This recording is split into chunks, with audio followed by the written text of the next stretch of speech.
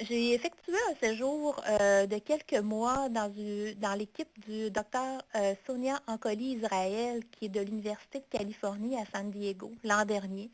Et dans le cadre du travail que j'ai effectué là-bas, on a analysé des données qui ont été amassées chez des personnes qui recevaient de la chimiothérapie pour un cancer du sein. Et ce qu'on a fait dans cette étude-là, c'est que d'abord, on a pris des mesures du sommeil au niveau de base, donc avant l'initiation de la chimiothérapie. Ensuite, on a pris des mesures durant le cycle 1 de la chimiothérapie, à la semaine 1, à la semaine 2 et à la semaine 3 de la première semaine de chimiothérapie. Et on a pris également des mesures à la semaine 1, 2 et 3 du quatrième cycle, pardonnez-moi, quatrième cycle de chimiothérapie. Et à chaque fois, les personnes devaient porter un actigraphe qui ressemble un peu à une montre que la personne porte à son poignet et qui nous procure une mesure de son niveau de mouvement. Alors, si la personne, si on voit là, par l'appareil que la personne bouge beaucoup, on présume que la personne est éveillée, alors qu'au contraire, si on voit que la personne est plutôt immobile, on va déduire qu'elle est probablement en train de dormir. Donc, la personne devait porter pendant 3 jours cette mesure d'actigraphie à chacun des moments que j'ai mentionnés tantôt, donc semaine 1, 2, 3 du cycle 1 de chimiothérapie et semaine 1, 2, 3 du cycle 4 de chimiothérapie. Et c'est très intéressant ce qu'on a observé, en fait, c'est qu'on a d'abord observé qu'au niveau de base, avant la chimiothérapie, les personnes avaient ce qu'on appelle un cycle éveil-sommeil qui est assez régulier, c'est-à-dire qu'on voit que les personnes ont une heure de coucher le soir, puis une heure de lever le matin qui est assez constante d'un matin à l'autre. On voit aussi qu'il y a peu de mouvement durant la nuit. J'aimerais pouvoir vous le montrer plus spécifiquement sur la diapo. Mais je pense que vous voyez, là, c'est les 3 premières lignes en haut, c'est pour ceux qui avaient le document, qu'il y a très peu de mouvement durant la nuit. Ce qui est une bonne indication que la personne a un bon sommeil. Puis on voit aussi qu'il y a beaucoup de mouvements durant le jour. Donc, il y a une bonne distinction entre la nuit et le jour. Et ça, c'est ce qu'on recherche. On veut vraiment qu'il y ait une distinction entre le degré de mouvement qu'on fait la nuit et le jour. S'il y avait peu de distinction, ça voudrait dire qu'on est tout aussi actif le jour que la nuit, ce qui est vraiment un très mauvais indicateur sur la qualité du sommeil. Ce qu'on a observé, c'est qu'avec l'introduction de la chimiothérapie, ces choses-là se détraquent un peu. Ce qu'on observe, c'est que les heures de coucher, de lever sont beaucoup moins constantes, et ça, particulièrement la semaine où la personne reçoit son traitement de chimiothérapie. Ce qu'on observe aussi, c'est qu'il y a des périodes, beaucoup plus de périodes de mouvement durant la nuit, et donc des périodes d'éveil durant la nuit.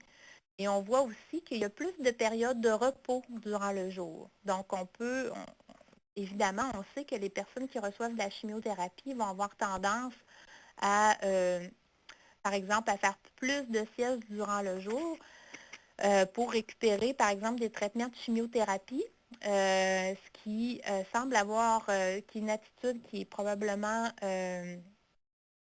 très bonne pour des personnes qui n'ont pas de prédisposition, de vulnérabilité à développer des difficultés de sommeil, mais on va voir tantôt que le fait de faire des siestes durant le jour, ça peut faire en sorte que le sommeil durant la nuit, lui, devient beaucoup plus perturbé parce que ce qu'on aime dire, les cliniciens en sommeil, c'est que le sommeil qu'on dort le jour, on ne le dort pas la nuit. Et ce que ça fait, c'est que ça rend notre sommeil beaucoup plus léger, notre sommeil de la nuit beaucoup plus léger. Et c'est vraiment ce qu'on voit ici dans les tracés d'actigraphie. On voit vraiment qu'il y a plus de sommeil le jour et que celui de la nuit est de vraiment moins bonne qualité. Maintenant, on va aborder les raisons qui expliquent pourquoi l'insomnie est si fréquente chez les personnes atteintes de cancer. Dans l'article que j'ai mentionné un peu plus tôt, qu'on a publié en 2001, on avait postulé différentes hypothèses explicatives pour expliquer pourquoi l'insomnie est si fréquente chez les personnes atteintes de cancer. Et en fait, dans cet article-là, on référait beaucoup à ce que l'on connaît des facteurs qui augmentent le risque de présenter des difficultés de sommeil dans la population générale. Et on sait que dans la population générale, les femmes sont beaucoup plus à risque de présenter des difficultés de sommeil que les hommes. En fait, on pense que c'est environ 2 fois plus élevé chez les femmes que les hommes. On a aussi observé que les femmes qui avaient un tempérament, que les personnes qui avaient, un tempérament anxieux étaient plus à risque de développer des difficultés de sommeil, que le vieillissement aussi est associé à une augmentation des difficultés de sommeil. Donc, plus on vieillit, plus on est vulnérable ou sensible à développer de l'insomnie. Et que les personnes qui ont déjà souffert d'insomnie par le passé ou qui ont des personnes dans leur famille qui avaient des problèmes de sommeil étaient plus à risque également. De même que celles qui ont une histoire personnelle ou familiale de troubles psychologiques. Dans cet article aussi, on postulait que les traitements oncologiques, évidemment, on vient de voir que la chimiothérapie semble avoir un impact négatif. Donc, dans l'article, on postulait que chacun des traitements oncologiques pouvait avoir un effet néfaste. Et on discutait pendant un bon bout de temps sur l'influence que pouvaient avoir les bouffées de chaleur sur l'occurrence des difficultés de sommeil.